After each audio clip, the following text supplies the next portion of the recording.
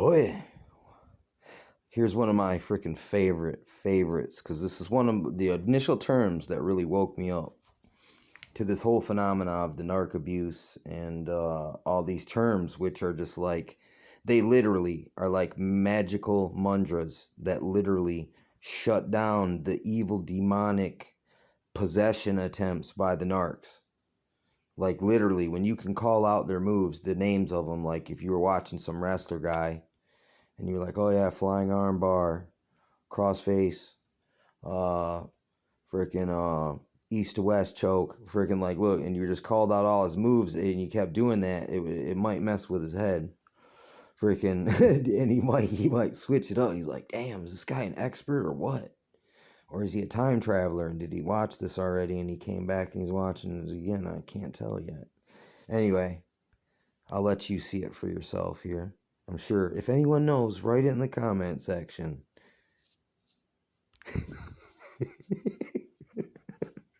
Like Wheel of Fortune. All right. Gaslighting is a form of emotional abuse. See, there's more. Look, emotional abuse is what causes. Look, abuse causes PTSD, but emotional abuse causes CPTSD. Basically, it's like per capita, the emotional abuse is putting more work in towards the CP than the PT, if you know what I'm talking about. Emotional abuse that is seen in abusive relationships. It is the act of manipulating a person by forcing them to question their thoughts, memories, and events occurring around them. A victim of gaslighting can be pushed so far that they question their own sanity. Right here, and this is the origins where it comes from. It was a film, and I would almost say that this film is an outline of a secret occult technique that was being telegraphed or giving us a tell or a cue or a schematic of how, hey, anybody that's in our club, in our fraternity, can use this on anybody that you don't like, and that is stopping you from acquiring power and wealth for the eternity. For instance, like just hypothetically speaking, rhetorically speaking, no application. Um. Anyway, man, this no, I've had this gaslighting. It was like, and once I realized what was going on, I realized that look, it's almost like female lions. They can hunt in a group, and you can actually be gaslighted by groups, and it is not a pleasant thing. I mean, this is actually an occult initiation too. It's where these people just they act like they're not playing along in attempts to get you to crack and have a mental breakdown. It's part of the depattering and reprogramming and the MK of the whole shindig there. So I don't know. There's a lot of weird occult ties into this, and I mean, and it's definitely trauma's a part of mind control. Okay, so an emotional abuse, if inflicted intentionally, could be an intentional trauma, which could be beneficial if you had ulterior evil motives, like making someone question their own sanity and write you to be their power of attorney, and now they get to basically be your payee. And now that you said you were crazy, and if you went to the cops and was like, this person's abusing me, they'd be like, take your medicine, sir, calm down, sir, are you resisting? Do we need to have a visit down to the lab again, sir? Something to that effect. It would not be pleasant. Not pleasant at all. And it has been used as a political weapon against dissenters, as well as other more personal, private matters on the public tip. There's been many organizations where they've used many kind of forms of weaponized narcissism in groups, like this word right here.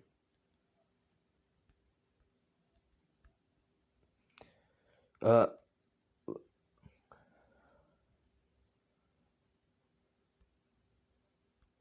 see if they actually. Gaslighting is a form of subtle workplace bullying. I've been through that before. Okay, listen, there's another term. It's called workplace mobbing. And that's more to do with the terminology of gang stalking, which, that's the thing. Narcs will work alone, but if they can get greater effect or get their goal done or get their jollies off, for other words, they'll work as a team. They'll even pretend. They'll be a double agent for their own enemies. They'll turn on you with their own enemies to get you. That's another thing I always realized. When I was getting group attacked by just problematic people, I would notice within the next few days, they would end up fighting with each other and they'd end up imploded on themselves. So basically this word right here in the middle here, this is when just one person's doing it for whatever the reasons is. But this is here's a better one right here. It's also could be called cause stalking as well. Right here, gang stalking is really a covert government or police investigation, similar to COINTELPRO or Red Squads. Look at this one. Anyway, there's a lot of good information on that subject there. Like this one right here. This term could be used by a narcissist on you, and I'll show you how. This word here, it'd be this, okay? It'd be like, say your girlfriend says, "Hey honey, why don't we have a romantic night tonight? And let's go get some ice cream and some flowers and some candles from the grocery store, okay?" And you're like, "Yeah, man, about this, okay." And then, but all right, everything's great. You're on your way to the grocery store. You're in love. Now, once you get in the store, all of a sudden demeanor changes. All of a sudden she's combative, flighty, and it'd be like if she said, like, look, she was like, you were like, "So what kind of flavor the ice cream do you prefer?" And all of a sudden she said, "Don't hit me again, you freaking rapist!" And then she ran away out of the store, and you're standing there holding the bag, and everyone's looking at you as if you are a rapist, harasser, woman beater, scum of the earth. You're like, what the heck just happened? And that is where your partner can use the audience against you. And look, narcissistic supply just means an audience. It means attention, okay? That's why they can do such crazy things, because they can punish your reputation by coercing you into the street theater, and then using the audience against you. Now all of a sudden, you got people calling the battered woman hotline on this woman's behalf and not knowing that you just totally were master manipulated and set up and patsied and totally embarrassed and humiliated, and manhood totally shot to look just like a bucket with a bunch of bullet holes in it, like a metal bucket. It's filling up with rainwater, but it just keeps dripping out because it's all jacked up. But to you, it just looked like you was jacked up. You was just a mess. But it's like, no, I just got totally like okey doked right here. Not an okey dokey smoky. You said you tried to okey doke me and then smoke me, like literally. You know what I mean? Anyway, these are some of this is part of unfortunately, a part of expertise.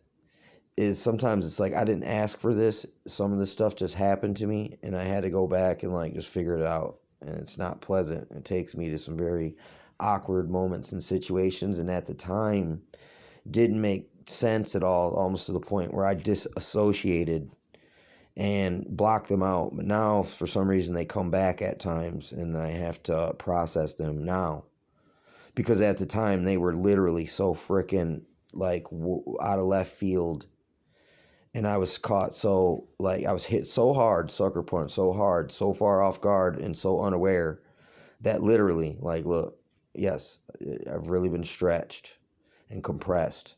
So, you know what I mean? Anyway,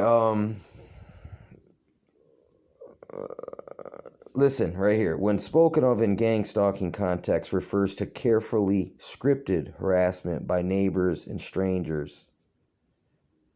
Mobbing or true gang stalking was where everywhere you go, you will see in street theater where a group will perform an overt activity like fake being a rape, battered woman in a supermarket to punish you because they feel bad about themselves for cheating on you all the time or something like that. You know what I'm saying? So in order to push that idea out of their head, they do crazy stuff like this. Same thing with these government people who harass us because they know they're pieces of shit breaking every rule and every law, okay?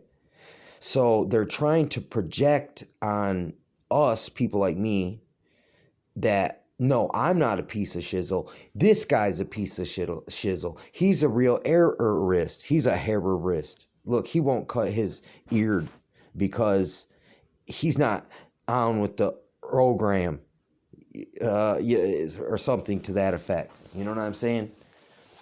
Same thing. Oh, what? You're not just going to lay down and let me cheat on you and you're going to ask me questions and stuff when I'm not around all the time? Fine.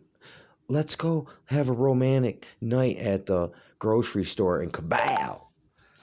You know what I'm saying? I mean, look, yeah, this stuff is ugly. It's nasty. It doesn't make sense. You got to research it with discretion because it really is a mind F. But living through it's a mind F. So either way, I got to go through the mind F minefield. So it is what it is. Much love. Take care.